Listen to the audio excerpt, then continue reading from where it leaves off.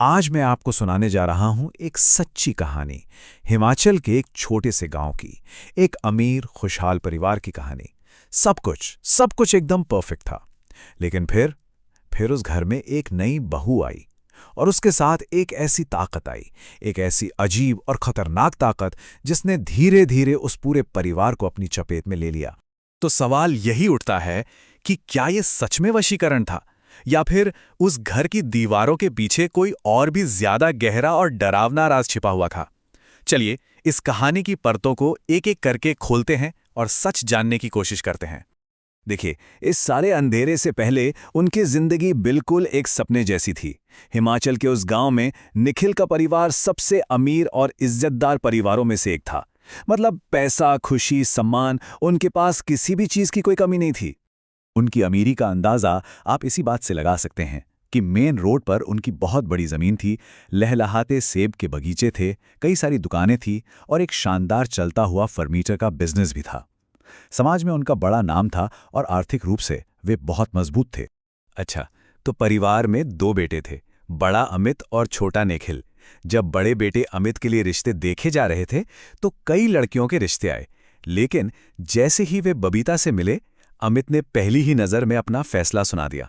उसने अपने घर आकर साफ साफ कह दिया, ये लड़की मेरे लिए बिल्कुल परफेक्ट है। मैं शादी करूंगा तो सिर्फ बबीता से, चाहे कुछ भी हो जाए। तो बस फिर क्या था, बहुत धूमधाम से शादी हुई और बबीता उस घर की पहली बहू बनकर आ गई। लेकिन उसका आना सिर्फ खुशियां लेकर नहीं आया। उसके आने से घर में कुछ ऐसा हुआ जिसने सब कुछ हमेशा के लिए बदल कर रख दिया। शादी के ठीक 1 साल बाद घर में एक बेटे का जन्म हुआ और खुशियों की जैसे लहर दौड़ गई। लेकिन कहते हैं ना, हर अच्छी चीज ज्यादा दिन नहीं टिकती। धीरे धीरे अमित और बबीता के रिश्ते में दरार आने लगी।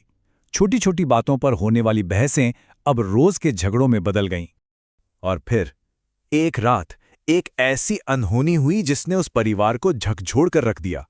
एक ऐसी ट्रेजेडी जिसने जवाब से ज्यादा सवाल खड़े कर दिए। आप देखिए, सब कुछ कितनी तेजी से हुआ। पहले एक शानदार शादी हुई, परिवार ने बबीता को पूरे दिल से अपनाया। फिर 1 साल के अंदर ही घर में बेटा होने से खुशियां दोगुनी हो गई। लेकिन उसके कुछ ही समय बाद अमित की अचानक हार्ट अटैक से मौत हो गई। मतलब 1 साल से भी कम के समय में वो हंसता खिलता घर मातम में डूब गया। अमित की मौत के बाद घर में एक अजीब सी खामोशी छा गई थी। अब परिवार की सारी उम्मीदें अपने इकलौते सहारे छोटे बेटे निखिल पर टिकी थीं। लेकिन उन्हें इस बात का अंदाजा भी नहीं था कि एक और गहरा साया धीरे धीरे निखिल को अपनी गिरफ्त में ले रहा था। घर में शक की सुई तब घूमी जब एक रात निखिल के पापा ने बबीता को देर रात चुपके से घर में घुसते हुए देख लिया।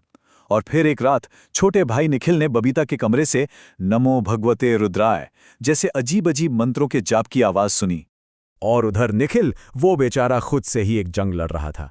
उसके दिमाग में बस यही चलता रहता था, ये कैसा खिंचाव है, ये गलत है, मैं ऐसा नहीं हूं, तो फिर मैं खुद को रोक क्यों नहीं पा रहा।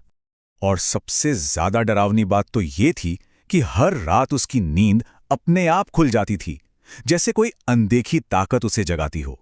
और फिर उसके कदम खुद ब खुद बबीता के कमरे की तरफ बढ़ जाते थे, जैसे जैसे उस पर किसी और का कंट्रोल हो। निखिल का बर्ताव अब पूरी तरह से बदल चुका था।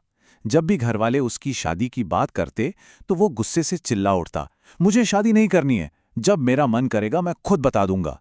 ये पहली बार था जब उसने अपने पिता से इतनी ऊंची आवाज में बात की थी। अब परिवार को ये तो समझ आ गया था कि कुछ बहुत बहुत गलत हो रहा है। वे मदद के लिए पहले एक पंडित जी के पास गए और फिर वो उन्हें एक तांत्रिक के पास ले गए। और वहां एक ऐसा खौफनाक सच सामने आया जिसकी किसी ने कल्पना भी नहीं की थी। तो आखिर ये वशीकरण है क्या? देखिए, ये तंत्र मंत्र से जुड़ा एक बहुत ही शक्तिशाली काला जादू होता है, जिसका इस्तेमाल किसी दूसरे इंसान के दिमाग, उसके विचारों और उसके हर काम पर पूरी तरह से अपना कंट्रोल करने के लिए किया जाता है। तांत्रिक ने बताया कि ये सब कैसे किया गया था। उसने बताया कि यह पूजा आधी रात 12 बजे के बाद शुरू होती है। फिर जिस इंसान पर काबू पाना है उसके नाम का लगातार जाप किया जाता है।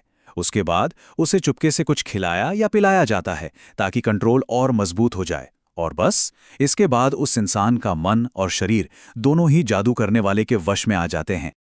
और फिर तांत्रिक ने परिवार को एक आखिरी और सबसे भयानक चेतावनी दी।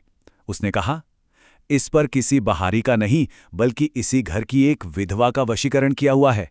अगर इस लड़के को बचाना चाहते हो तो इसे फौरन इस घर से और उस औरत से दूर भेज दो, वरना धीरे धीरे ये पूरी तरह बर्बाद हो जाएगा। ये सुनते ही सोचिए, उस परिवार के पैरों तले जमीन खिसक गई होगी। तांत्रिक की इस चेतावनी के बाद उनके पास कोई चारा नहीं था। उन्हें अपने बेटे और अपने परिवार को बचाने के लिए एक बहुत ही मुश्किल और सख्त फैसला लेना पड़ा। उन्होंने बिना एक पल भी गवाए निखिल को अपने रिश्तेदारों के पास दुबई भेज दिया। उनकी बस यही उम्मीद थी कि उस घर और बबीता के असर से दूर जाकर शायद वो उस बुरी शक्ति के चंगुल से बाहर निकल पाएगा। कुछ समय बाद जब निखिल वापस आया तो उसने एक बहुत ही साफ फैसला लिया।